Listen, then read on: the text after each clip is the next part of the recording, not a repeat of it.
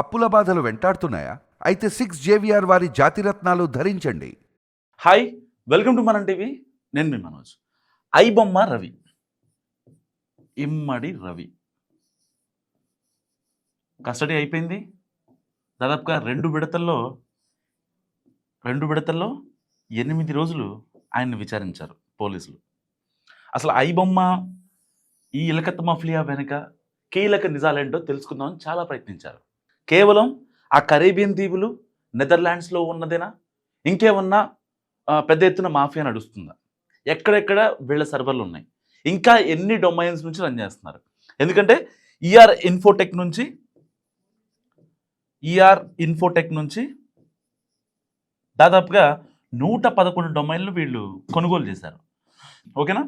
ఏదైనా ఒక సర్వర్ ఇబ్బంది ఉందనుకోండి, ఒక డొమైన్ ఇబ్బంది ఉందనుకోండి, వెంటనే ఆ డొమైన్ నుంచి మళ్ళీ వేరే దానికి షిఫ్ట్ అవుతారు. ఎకోసిస్టంలో చాలా సర్వర్స్ ఉన్నాయి కాబట్టి, 111 డొమైన్స్ ఉన్నాయి కాబట్టి. సో ఇన్ని రోజుల విచారణలో అసలు కీలక ఘట్టం ఏంటంటే, ఐబొమ్మ రవికి సైబర్ క్రైమ్లో ఒక ఉద్యోగాన్ని ఇస్తానని పోలీసులే ప్రకటించారట. దానికి ఐబొమ్మ రవి చాలా సున్నితంగా తిరస్కరించేశాడు. అదేంటి, ఇప్పుడు దాకా ఇలాంటి మేధావిని ఇండియన్ ఆర్మీలోకో లేదంటే కొన్ని కీలక కేసులు ఛేదించడంలోనో యూజ్ చేయాలని చెప్పి సోషల్ మీడియా వేదికగా ఎన్నో ప్రచారాలు జరిగాయి. ఐబొమ్మ రవిని ఇష్టపడే వాళ్ళు చాలామంది, అతను ఒక సోషల్ వారియర్, ఆయన ఎందుకు మీరు ఎన్కౌంటర్ చేస్తారు, ఆయన ఎందుకు అరెస్ట్ చేస్తారు, అసలు ఇమ్మీడియట్గా ఆయన రిలీజ్ చేయండి అని చెప్పి ఇప్పటిదాకా చాలామంది పెద్ద ఎత్తున మాట్లాడారు సోషల్ మీడియా వేదికగా. కానీ ఇదంతా సోషల్ మీడియా ప్రచారమే. కట్ చేస్తే లాస్ట్ రోజు విచారణలో ఐబొమ్మ రవిని పోలీసులు అడిగారు, మీరు సైబర్ క్రైమ్లో ఉద్యోగం చేస్తాను అంటే ఆయన నేను చేయను, నాకు వద్దు అని చెప్పాడంట. సో తర్వాత సజ్జనర్ గారు అడిగారంట, ఎందుకు చేయవు ఏంటి, అసలు ఇప్పుడు పైరసీ అలాగో ఐబొమ్మ మొత్తం ఆపేస్తాం, మొత్తం డియాక్టివేట్ అయిపోతుంది, సో నీ దందా అంటూ ఇలకత్ మఫ్లియా అంటూ ఏమి ఉండదు, మొత్తం కూడా నేలమట్టం అయిపోయింది, జీరో అయిపోయింది మొత్తం కూడా, మరి ఇలాంటప్పుడు ఏం చేస్తావు అని అడిగారు. సో ఎందుకంటే ఆయన దగ్గర ఉన్న 3.5 కోట్లు మొత్తం సీజ్ చేశారు. ఆయన దాదాపుగా 30 బ్యాంక్ అకౌంట్లు, ఏదైతే 2 కంపెనీలు పెట్టాడు ఆ 2 కంపెనీల త్రూగా 30 బ్యాంక్ అకౌంట్లు, 2 ఫ్రెండ్స్. సో మనోడి చిట్ట చాంతాడంతుంది.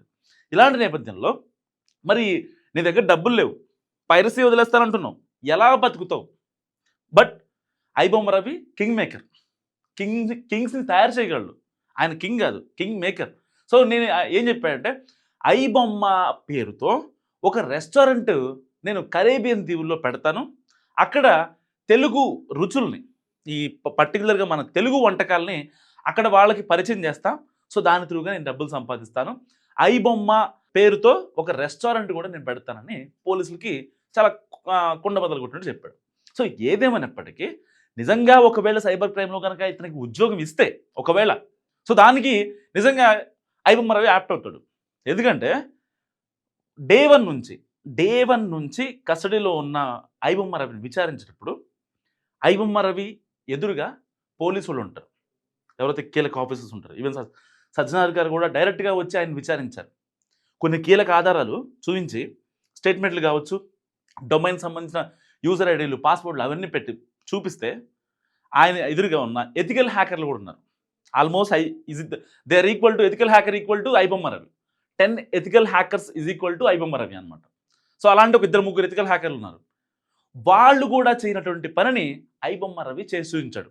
కస్టడీలో వేరే వాళ్ళ వెబ్సైట్ హ్యాక్ చేయడంలో, వాళ్ళ డొమైన్స్ని ఈజీగా రెక్టిఫై చేయడంలో, వాళ్ళ దగ్గర వాళ్ళకి ఇప్పుడు సపోజ్ ఫర్ ఎగ్జాంపుల్ ఇప్పుడు ఒక ర్యాపిడో అనే యాప్ ఉంది, దాంట్లో కొన్ని బగ్స్ ఉంటాయి. బగ్స్ అంటే ఏదో ఇవి కాదు, ప్రాబ్లమ్స్ అనమాట. సో సాఫ్ట్వేర్ టెక్నాలజీలో మనం కొన్ని బగ్స్ని మనం రెక్టిఫై చేస్తూ ఉంటాం. ఇలాంటి నేపథ్యంలో ఏమవుతుంది, ఆ బగ్స్ ఏమన్నా మనకేదన్నా కనిపించినప్పుడు ఏం చేస్తాం, సో వెంటనే మనం ఎస్కలేట్ చేస్తాం, హెల్ప్ సపోర్ట్కి వెళ్ళి ఆ యాప్లో సపోర్ట్ చేస్తాం, ఇది నాకు వచ్చిన బగ్ అని చెప్పి. అలాంటి బగ్స్ని పెద్ద పెద్ద వెబ్సైట్లు కావచ్చు, పెద్ద పెద్ద యాప్లు కావచ్చు, సో అలాంటి పెద్ద పెద్ద వెబ్సైట్లు కావచ్చు, పెద్ద పెద్ద యాప్లు కావచ్చు, బగ్స్ రావడానికి కూడా ఐబొమ్మ రవి కారణం అవుతాడు. కావాలని వాళ్ళని హ్యాక్ చేసి వాళ్ళ యాప్లో, వాళ్ళ ఎకోసిస్టంలో బగ్స్ తెప్పించే ప్రయత్నం కూడా చేస్తాడు. ఆ పని ఎథికల్ హ్యాకర్లు చేయలేరు. ఎందుకంటే అవి చాలా అంటే 10 లేయర్ సెక్యూరిటీ ఉంటుంది. ఇప్పుడు మన జీమెయిల్కి ఒక 1 లేయర్ 2 లేయర్ సెక్యూరిటీ ఉంటుంది. కానీ అలాంటి కాన్ఫిడెన్షియల్ డొమైన్స్కి 10 లేయర్ సెక్యూరిటీ ఉంటుంది అనమాట. Nobody can hack, but iBomma Ravi can hack. So అలాంటి నేపథ్యం ఉన్న ఐబొమ్మ రవికి ఇలాంటి మంచి అవకాశాలు ఇస్తున్నా ఎందుకు తీసుకోవట్లేదు అంటే, ఇక ఆయన విసిగి వేసారిపోయాడు. పైరసీ వద్దు అని చెప్పి పోలీసులు ఇన్ని రోజులు బట్టి చెప్తుంటే, ఇంకా నాకు పైరసీ వద్దు, అంతా నేనే చేశా అని చెప్పి ఒప్పేసుకున్నాడు.